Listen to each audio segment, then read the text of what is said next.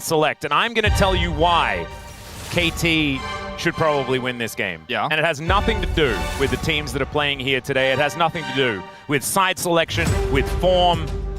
It's as you zoom out, you start to see the patterns. You start to see they were destroyed 2-0, 3 in a row. And now they've won 2-0 twice in a row. Yeah. And this is the type of KT balance that leads them to the 50-50s that we all know of. All you need to do is zoom out a little bit and you can see the writing is on the wall or it's in their match history. Yeah, you just have to look and see how they hit 500. You know, I had to see how they hit that exactly. It's all about the 50%, and that says something, right? That means that there's synergy, there's balance. And today is where we see that that balance come together. And so if KT win today, guys, I just need you to know, we shouldn't be too surprised. No. We should be a bit surprised, because it doesn't make sense. HANWHA Life Esports seem to be way better. But for that reason alone, for the symmetry alone, that's what should bring us there. Anyway, all of the weirdness aside, let's have a look at these bans. Poppy ban makes you feel like they might be fishing for a Kalista first pick. I think if Kalista gets banned here, they'll likely lock the Rumble. If Perfect wants to play Gwen, that's a risky choice against ZEUS, so I think we'll be happy to play the Rumble into the Gwen. But if it's banned here, you have to make the choice between the Kalista and the Rumble. And that's where things get a little bit scary, is they'll actually ban Nico. So weakening some of the power into Kalista. So like, I think Viper's like, well, I'm going to grab Kalista here. And thank you very much. So Gwen does get locked in. Will they maybe go Kalista Rumble? And I don't know whether Gwen is necessarily at the same power level as we've seen her, right? In previous patches, things like the Rumble being up and available means that she can kind of get cooked up there towards the top side of the map. Varus Rumble would actually be a very, very powerful first round of picks here for HLE if they do decide to go that way. But Talia's up as well. Yeah, Talia's up, Azir is up. A lot of prio picks up here since we saw a pretty unusual set of bans here for KT ROLSTER that are kind of player specific. Yep. Talia Pantheon. Talia Pantheon is just the lock-in, right? Yeah, I think that's going to be the play. Because oh my god, you have so much global power with these two picks, and you can shut down the Gwen in the side lane so incredibly well because Pantheon can just follow her, and then you have to consider how good Talia is into Gwen in general in terms of zone control.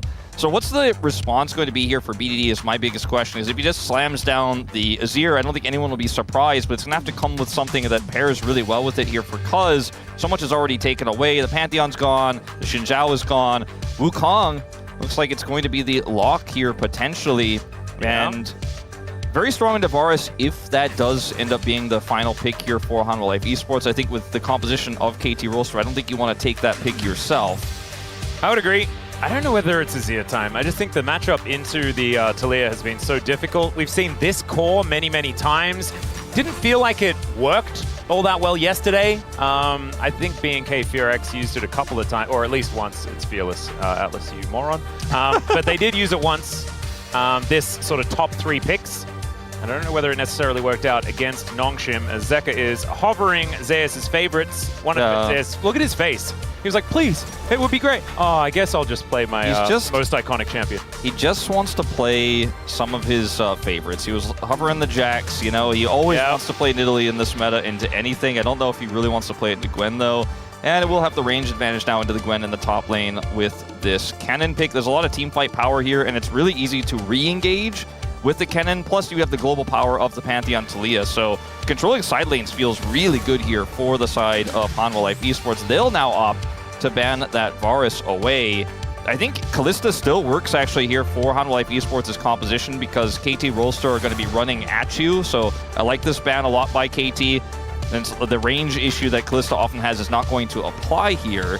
Yeah, I feel like it's Kalista Jhin have to be the bans, which is kind of sad, right? We know that Dokdom would like to play both of those champions, but red side power that you have is that you get the first go out of the gate once these bans have come through. Instead, it's going to be the Alistar taken away. Jhin works well here, but so does Ezreal, I think, just to buy space and, you know, play keep away with KT ROLSTER. Kind of the opposite sort of way you could approach it with the Kalista pick. So also one of Viper's best. We'll see if he does want to opt into it. Very safe into Wukong. Yeah, play that. So that'd be my main guess here. And it looks like that Viper will agree with us. So no Varus was also another reason why I was feeling, okay, this Ezreal makes a lot of sense. They took the Varus away. Playing Kalista with this comp makes this super all-in. and they banned it away. I don't know what the thought is going to be here for Duckdom. I mean, Jhin works really well when you have all these melee champions and Ahri diving forward here, but it's a comp that requires a lot of coordination, and I would have trusted this on the hands of HANWHA Life Esports' players a lot more than I would here with KT, but it's safe for Duckdom. Like, it's what I asked for. It's what you talked about at the beginning of the day, and this is what we're going to get. I do think that this gives a lot of agency to BDD to start fights, right? You can throw charms out, he can be the one to spirit rush forward, and then Duckdom opens the curtains. Peter's in there with the Zenith Blade, and you've got Perfect on a flank angle with Cuz following up. Like, there are certainly ways to give that to Peanut and Zeka, and you're going to have ZEUS on his most iconic champion there towards the top side of the map. The nameplates really make this look skewed, but all of that talk about zooming out, about the fact that KT, it's not about the opposition, it's about the time. Let's see whether they can get it done.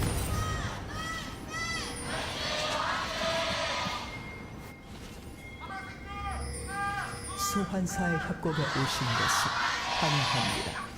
All right, here we are, ladies and gentlemen. Time to see whether KT are governed by power level of teams in the LCK or whether it's more than that, you know? I feel like this is one of those conspiracy documentaries, you know, that you see that is like half untruths and half things that are just convenient. But I'm looking forward to seeing it randomly be true this time. My angle for KT potentially winning the series, which I did not predict, and we are of course being quite facetious, is that D plus we saw yesterday, like they ended up winning the series, but it was incredibly close. There were a lot of moments D plus messed up, and you're like, oh, wow, I really hope Lucid's getting a massage today.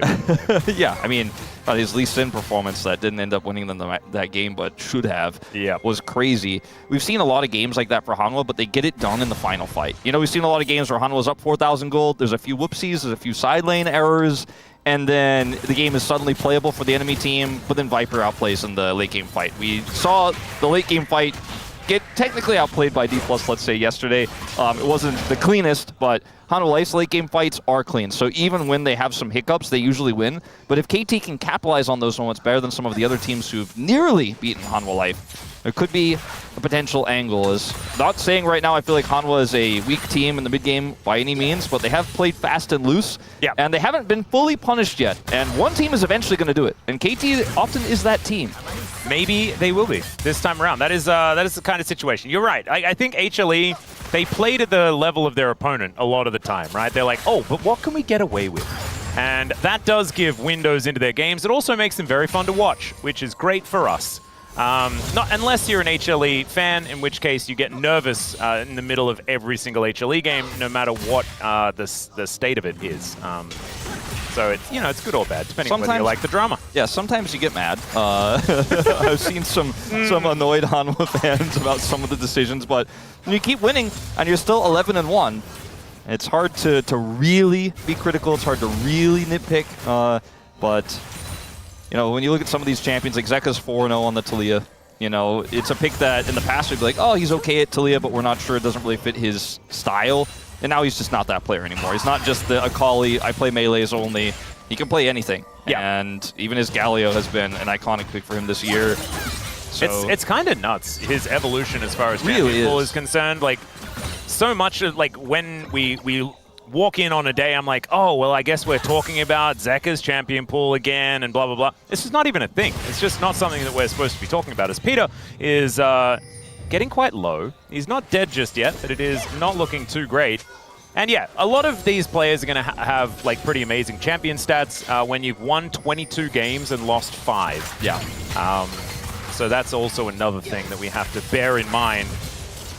KT, on the other hand, they've lost a whole bunch more. In fact, we've got 15 losses to go through as far as they are concerned. As far as individual games, yeah, a lot of data. But not as much as other teams, right? There's been a lot of 2-0s and 0-2s for KT. They're either hot or they're cold. Yeah, it's often a on-the-day performance kind of thing. And for KT, because they've changed their rosters so often, sometimes it's like, okay, well, this is really working or it's really not. And I think we've kind of identified now that this is the one that's working the best.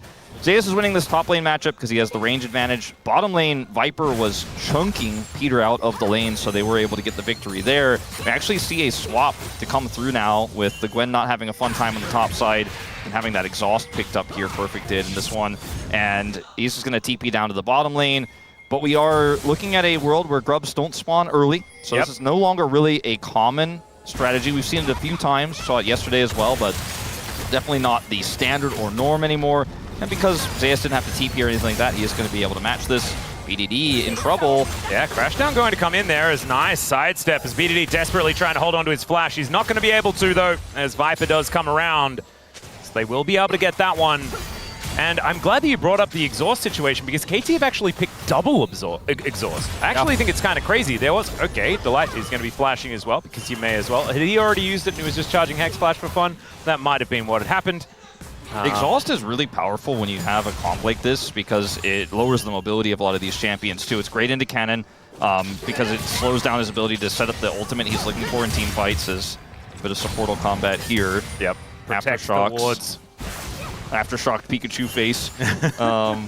But yeah, I like the exhaust tech here from KT ROLSTER. It's just great into, you know, trying to lock people down as well as Wukong, making it harder for them to get away.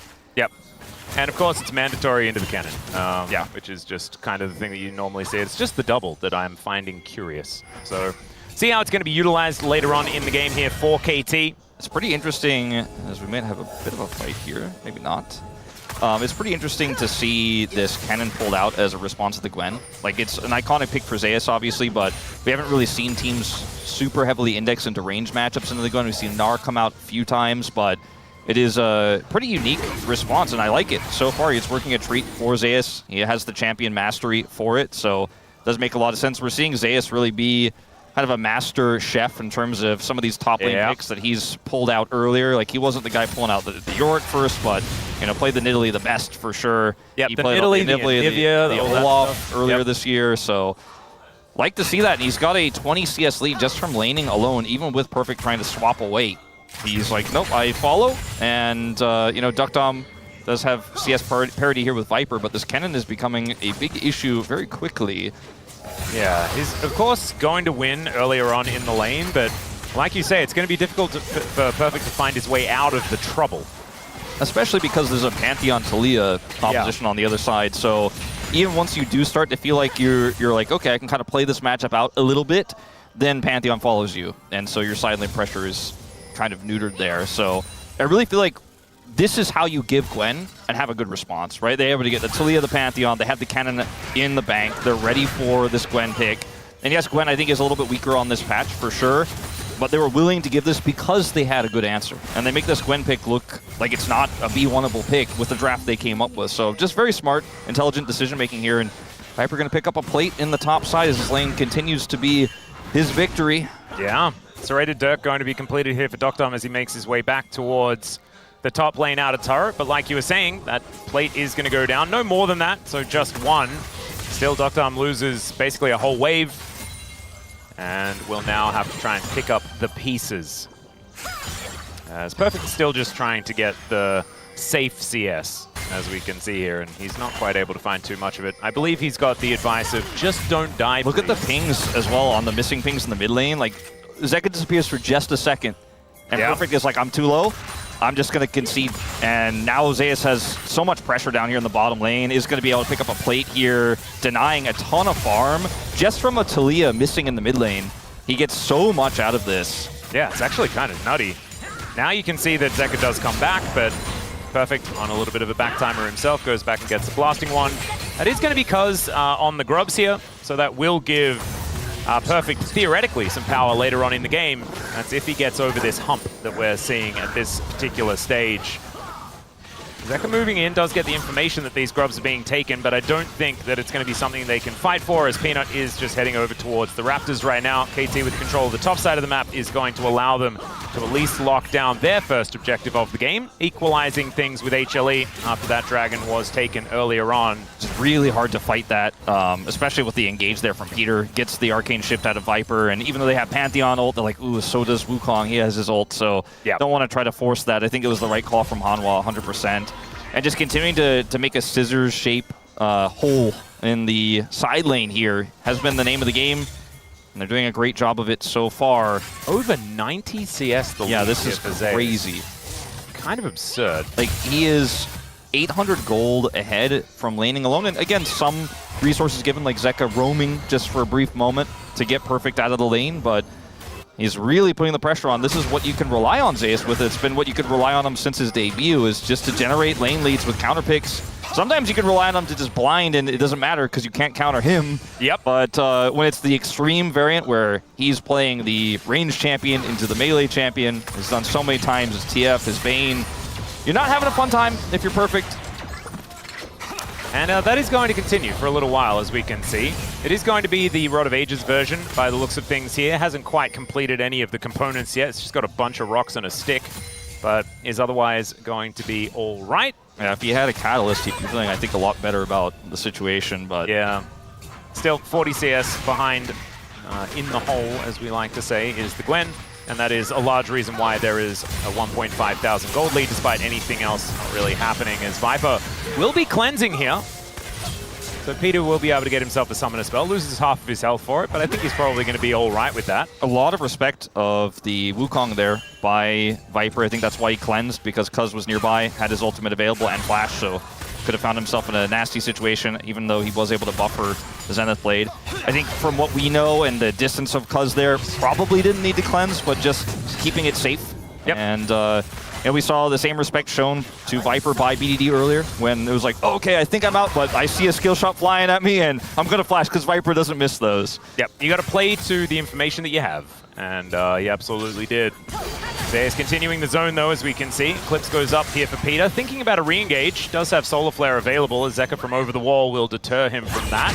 There's the Magnastorm Crashdown, though. The Seismic Shove onto 2. True Shot Barrage over everyone as well, and Cuz goes down in the blink of an eye. And HLE, they lock down First Blood, and they get another one for their trouble. And they are winning on top side at the same time. So the only place they really got an edge here was maybe like 1 minion dies to the mid turret before Viper gets back over there. BDD still isn't safe to get back to his turret. He's getting zoned off a farm, and HANWHA Life, clean early game here. Yeah, beautifully done. Delight not going to pick up any aggro here either, as there is a minion wave. And Duckdarm's moving in. Perfect is dead, ladies and gentlemen. The exhaust does so much work, though. Duckdarm will be able to finish that one off, but a 1-for-1, that is not what KT were looking for, as Feats of Warfare come in as well at the same time. Yeah, it looks like a bizarre decision-making call there from ZEUS to go in with the exhaust there, but I think he dies no matter what, so just wants to commit in with the flash there and is able to execute the Gwen first. They still get the Dragon as well.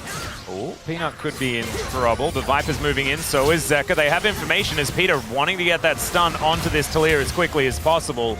Does manage to do so, because not going to be able to scuffle with Peanut anymore. BDD looking for the charm, does not connect it or anything else. It's an Infernal Soul here with a 2 Drake lead for HANWHA Life. So definitely paying off that commitment there by Peanut to the bottom side of the map. He didn't have to use his Grand Starfall in that last exchange, but... nice little charm for BDD. As Delight looking to move in. Nice little slow does come down as stun is going to miss. BDD, fancy footwork. And Zeka is even going to be tagged by the Orb of Deception. So nicely played from the mid laner here of KT, but the circling of the drain has begun a little bit early. Yeah, it's very early. The big drain. Duckdarm? What are we doing? It's an odd position to be in. He was, I think, just really trying to stop Zeka's back there, trying to make him a little more uncomfortable, but very risky decision, especially because Peter was very far away. Yeah. Peter's had some really good Zenith Blades so far this game, but they've all been on to an Ezreal who's buffered them every time. But at least a good start here for a player who's had some up and down performances on the Leona throughout his career. So I think the individual performances here, I'll hold that thought, perfect. Yep. Grand Starfall comes in, perfect is not going to be getting out of this one. Stun lasted for what felt like forever. And down he will go, and that is Peanut locking that one up. Cuz going to move in, just mainly to pick up the experience and money represented by all these minions underneath this turret. And he's going to be punished for it here as ZEUS, with his dash cannon and boots, is feeling very strong. Peanut laughing. The Grand Starfall, I mentioned, was on not on cooldown after the last skirmish. They didn't use it for a fight, but he's going to use it now. And the only reason why Gwen can kind of be in that position to farm when the Pantheon comes through is because she has exhaust. But she doesn't have exhaust actually anymore because she used it moments before. So they punish that cooldown very well. And this Gwen, it's not even, you know, necessarily, I feel like, Perfect's fault at all. Just ZEUS is outplaying at every turn. He has the matchup advantage. There's a nice buffer again here from Viper. He has a matchup advantage and he just doesn't care. Still has ult, by the way. Yep.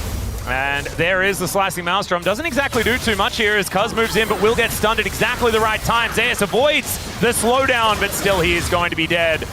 An assist going over to this Gwen is good as well. But BDD dies on the bottom side of the map as Zeka throws some rocks into him, and Delight feels like he's exactly where he needs to be all game long. I think BDD might have been able to flash that engage, but we'll have to look back in the replay and see. He does have his flash available. Decided to try to use his ult instead.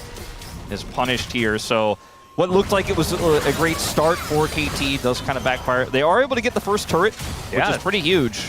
Kind of a big deal. Denies feats of strength going down immediately as well. Yeah, pretty significant. We'll see who gets that next objective. The Herald has spawned, so this is just a great play from Cuz and Peter.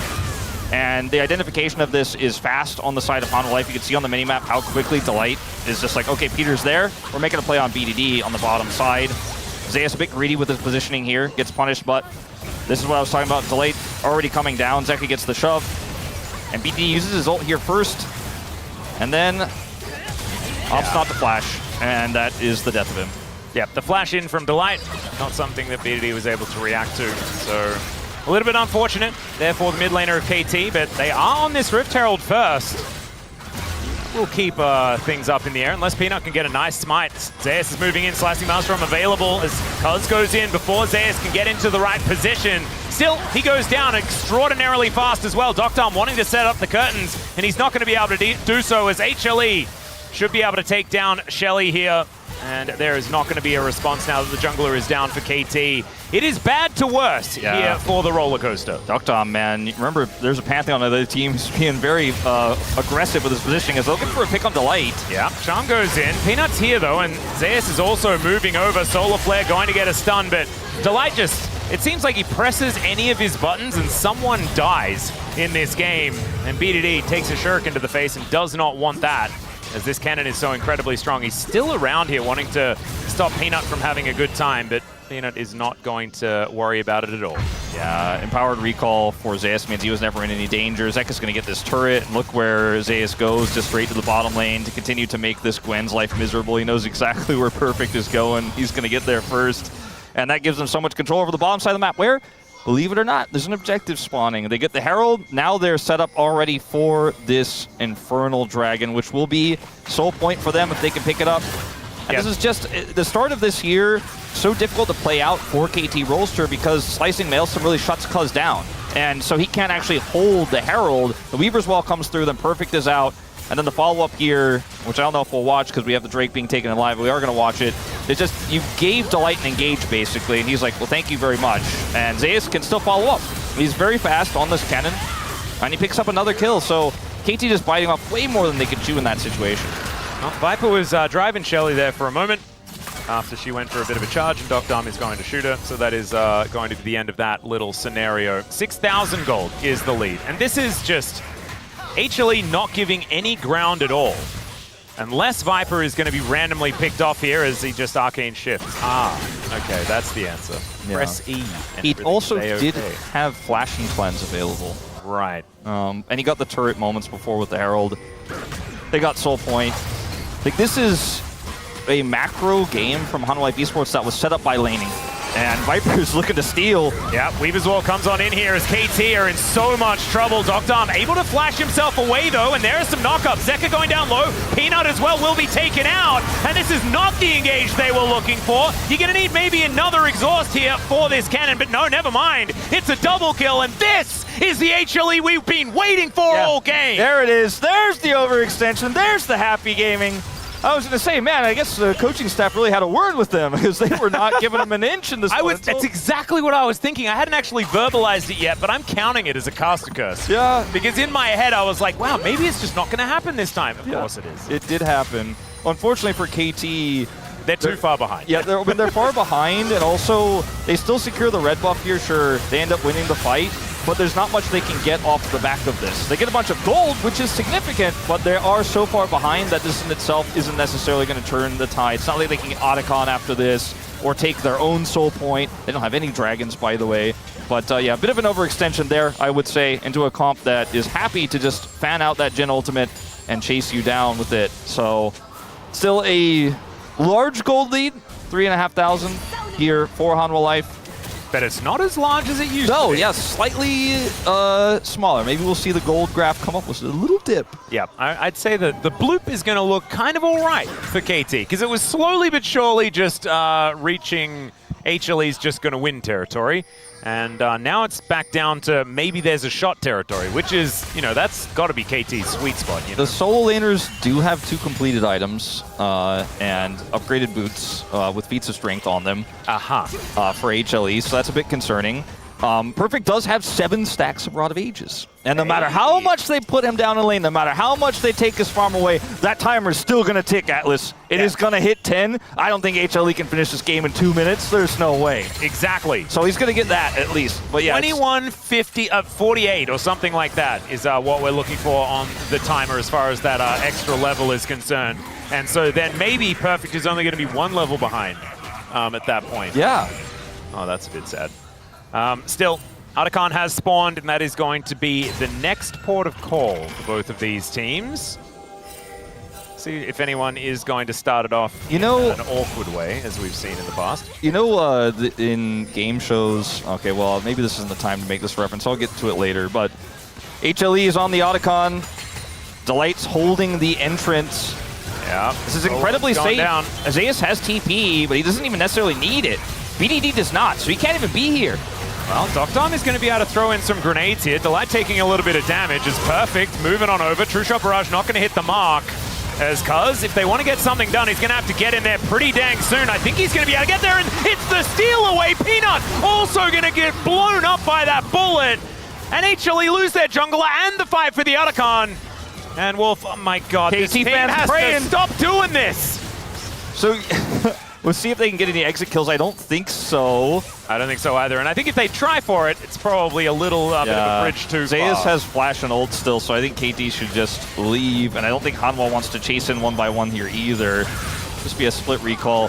So what I was going to say is, you know, in game shows where they have the live audience, eventually like the sign comes up that says like applaud or please clap. I feel like HANWHA puts that sign up for the team that's going to lose to them occasionally. Like this is the moment here when Cuz goes in where Peanut's not able to secure the smite for some reason, where like it's just HANWHA holding up the please clap to the KT audience. And KT's like, oh my god, maybe there's chance. And look, they did exactly what they were told. They did exactly what they were told. And maybe there was like one after the please clap, it rotated over to please rub your hands together in prayer. You don't need to do that. That's the default setting. That's what, when the card is sitting down, there's a little thing that pops up saying do that instead. And everyone agrees. I thought it was a pretty safe Otacon, but ZEUS just didn't commit to try to zone the players with his flash or his ult, so... Well, also, if you start it and you're the team that's tanking it, you just have an inherent disadvantage. Yeah, and 100%. KT are given the ability to decide when they want to engage. The light was low. KT did their homework. It worked out, and HLE didn't have to really do that. As now, Infernal Soul on the table. Peter taking a lot of damage and will just blow up. The exhaust comes out from beyond the grave, but now 4 versus 5. This is not how KT want to be doing this, and so they're going to have to give up the Infernal Soul. We're pretty sure. As now, Peanut with a little bit of a shield wall, and I don't know whether Cuz is going to be able to get in here and take this one out, as Deadly Flourish almost gets it done, and now Charm is going to connect. Over the wall goes BDD, managing to find one. The resets are starting to come in, but ZEUS gets over the wall. BDD in so much trouble, and he will be able to get the Fox Lady. And HLE, they've got Infernal Soul now. This is a lot more dangerous than what we were seeing earlier on. Viper's like, I guess I'll carry again. Yeah. I keep saying this, but it just keeps happening. Like every single HANWHA game. That was a really good ult from ZEUS as well. This time he actually does press the R button. As you can see, the Weaver's Wall kind of splits KT up, but unfortunately it also keeps Viper away from the Dragon. Like they can't actually burn it fast enough while the wall is there, which gives KT a second opportunity. Perfect in a position here to actually make a play, potentially win. Cuz goes in. There's so many zoning tools though that Cuz is like, that Dragon is just a bit too far away. Look at the rocks on the ground as well. He's like, nah. The Perfect is in a really nice spot here. Then they can follow up over the wall. The ult from Cuz is fantastic, but now you're too deep. Now ZEUS is able to get the ult. Even catching BDD over the wall there is massive. And with the Infernal Soul proccing there, helps him get an additional kill. But a close fight that I feel like didn't necessarily have to be that close. The Weaver's Wall usage, not my favorite there. Good idea, but Viper helps clean up. And the ZEUS ultimate that we didn't see on the Octagon, this time employed in full effect. Yeah, was pretty effective that time around as well. Certainly helps out when the exhaust is not actually available. I'm pretty sure Perfect hadn't actually used it in that particular fight. And that's when the Slicing Maelstrom really gets the work done. Teams have gotten so good at just exhausting the cannon that oftentimes it feels like the champion has to be balanced around being exhausted every fight. Sure. It's actually kind of nuts. It's also crazy, too, that, like, it's much easier to play Kennen in those situations where they have to come to, even if you can use the exhaust. Like, everyone on KT ROLSTER was moving into a Dragon Pit, so Kennen's like, well, I like those odds, you know? Yeah. My ult's kind of about a Dragon Pit-sized situation, so happy to press R. He does have his boots upgraded, of course, by feats of strength, and does have half of either Crypt Bloom or Void Staff picked up here. He is very large in this game. He does a lot of damage in team fights, and Infernal Soul is going to proc multiple times from him in the fight. Same with Viper, who can proc it from very far away. Yeah, that's going to be part of the problem here, is all of the extra damage that HLE are representing. They have still the 4,000 gold lead that we were talking about before. If you get the Otacon to proc from killing someone, it's kind of like a little Infernal Soul, but you have to kill someone. HANWHA just have to hit an ability. Yeah. Peanut does take a fair bit of damage here, as you can see. Cuz is, with now 2 items complete, kind of scary.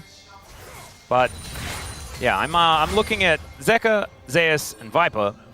And they are representing a lot of damage. Cuz gets over, finds a Cyclone onto Viper here as Peanut comes in. But Peter doesn't get the Solar Flare, looks for the Shield of Daybreak. He flashes in between 2 walls and is feeling very uncomfortable. We'll get a bit of a shield here, though, as Delight still looking for a little bit of an angle. The Magnastorm is decent. There goes Peter finally, but they trade it for Delight immediately. And now Peanut gets in there, blows up the Monkey very, very quickly, but he might actually be sacrificed for it. No, BDD not able to quite get there. Doctarm and BDD trying to stop Zeka from just murdering them. Look at this. The amount of damage this Taliyah does is kind of absurd. As Doctarm walks forward, gets that last bullet, and then says, no, I don't think I have very much more left in the chamber. Is just like, I can clean up if we need to. Really nice charm there from BD, as ZEUS was actually trying to set up for his ultimate, because, you know, we're going to go all the way back to the start of this skirmish, right, which is a potential catch onto Viper. Remember, he is Ezreal, does have Flash available, doesn't need to cleanse, obviously, that CC, and they turn on to Peter. And when Delight goes in for the re-engage, ZEUS is trying to get over, but actually decides to chase Cuz, so isn't actually there to follow up on this. So he rockets in with his dash cannon, then is hesitating. Do I go in? Do I look for the ult? Waits for Peanut. And then this charm from BDD actually denies him the Slicing Maelstrom. I think that could have been a fight changer here. And maybe Doctarm and BDD, at least one of them goes down in that situation, but the charm was good. Still a 1 fight for HANWHA Life. But these fights are a little bit broken up. You know, not the cleanest from HANWHA Life so far. Oh, Cuz maybe in a little bit of trouble here as Delight not representing a massive amount of damage, as Doctarm I think has his Infinity Edge completed with the amount of damage that bullet did. But we'll just have to check when we get the scoreboard back up again. 5,000 gold, the lead here for HLE. Yep. And there it is. So the Jin's starting to do some work. Hasn't died yet. Nope. Both him and Viper, in fact, have been deathless so far. KT, I mean, theoretically still in it. Yeah, I mean, if the fights keep being this messy, your opportunity goes up and up and up. And Perfect is really behind, obviously, but that matters less and less as the game goes on. Right now, a full item behind ZEUS, but he's still a Gwen, does have his Riftmaker, and because they picked up the Otacon and he has Rod of Ages, he's only half a level behind. Could have been much worse. As Peter, careful, my man. He really wants to clear vision. That's one of the most dangerous things you can do. And he also absolutely has to be clearing vision, because if they give away a Baron, this game could just be over. It's teetering on that this is too much to get over type mark. And 27 seconds on the Elder. We saw, you know, a attempt on the Otacon go poorly for HANWHA Life earlier. Don't know if this is going to be quite the same scenario. Ignore those stats, by the way. Those stats were just not very nice for Perfect, so we're just going to ignore those. Yeah.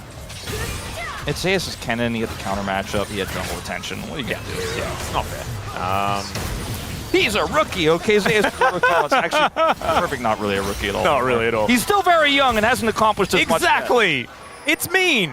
That's what I would say. I'd just say, it kind of looks mean! I mean, like, ZEUS almost makes, like, Khan look like a rookie. Everyone knows our opinion. We just prefer it if we didn't compare players, okay? We just don't. We're not really about that, especially when it comes to the top lane, okay?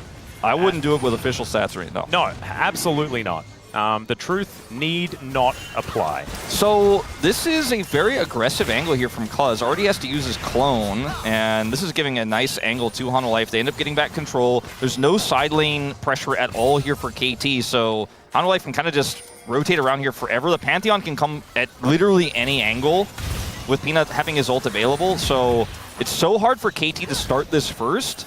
And I think that's why we're just going to have this little dance here of vision for a little bit longer. And this is where Ezreal excels, because he can actually poke. He can actually offer a ton in these skirmishes at neutral before the fight actually breaks up. But now side lane control goes to HANWHA Life Esports as KT couldn't lock down vision. And that's a free turret. They used the Elder to grab a turret. Yep. And the response from KT isn't going to be, oh, we'll just take the Elder, right? Because you just can't do it. They just don't have vision. Too safe. They have a control ward in the pit. They have a control ward on both entrances to the pit. And even one there from the entrance from mid to the river there. So anything you do, HANWHA Life Esports is aware of. They even have this Scuttle Crab now controlled on Baron for a potential trade opportunity. Oh, Dom could be in trouble here, but does have the Ghost Blade, gets himself out. Still 50% gone on that health bar as Cuz looking to try and get out of the way. Viper just playing gatekeeper right now as Peter. I don't think he's allowed to be there, as the curtain call is just not in position to save his Leona at all. And she will just go down. Unfortunate there as Peter just caught a little bit too far up. Yeah, I'd love to see a vision toggle, because it almost feels like that would have been a misclick from Ductar. Maybe they just had no vision of anyone else and we're like, yeah, oh, I think Elder. They needed to check the Elder is what it looked like there as Dr. flashing preemptively as ZEUS finds the flank angle. The Elder down to 50% health. And I think it's just gonna go. I think it's just gone unless Cuz gets a Miracle Steal. He has Flash. I mean, he's Wukong. He's pretty tricksy, as they'll need to get some vision in there if they ever want to find anything. In the end, what they do is just nothing. And now the Weaver's Wall going to break this one up. Viper gets over the wall, but look at this. The Dragon is angry, and it eats two immediately. BDD now going to be the next target here as Cuz is flying the wrong direction. And now Viper, realizing that he can just Arcane Shift forward, will just take down the Ahri. Peter is going to respawn and wonder what the heck he's respawning into, because the Angry Dragon comes down from the sky once again. And KT, unfortunately, will not be able to fight back at all. They just lose, and that will be their Nexus going down. HLE, yeah, they gave them a couple of opportunities, as they like to do, but this is, in the end, pretty elementary. Yeah, they certainly want to get, okay. They's just doing the going in thing as the Dragon comes down. That is going to be the ace. All right, well, they wanted to wait for minions is why they were standing there, is what I was going to say, but they also wanted to wait for champions to come out of the fountain to kill them, and then kill the Nexus, which they promptly do.